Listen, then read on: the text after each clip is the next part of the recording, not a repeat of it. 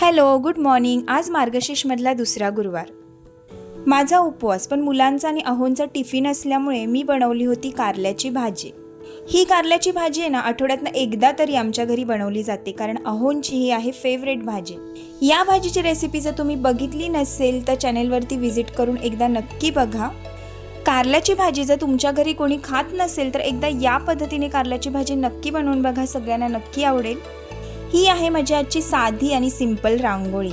आजकाल मार्गशीर्षमध्ये ना कलशाला वस्त्र, नारळाला मुखवटा अशा पद्धतीने मार्गशीर्षची पूजा करतात. अगदी शाळेत असल्यापासून हे मार्गशीर्ष उपवास मी करते आणि तेव्हापासून जशी मी साधी पूजा मांडते तशीच ही पूजा मी आत्तासुद्धा मांडते. तर माझ्यासारखी साधी पूजा कुणी मांडत असेल तर त्यांनी कमेंट करून मला नक्की सांगा. तुमच्या मार्गशीर्ष गुरुवारच्या पूजेचे फोटो कमेंट बॉक्समध्ये नक्की टाका. Bye bye.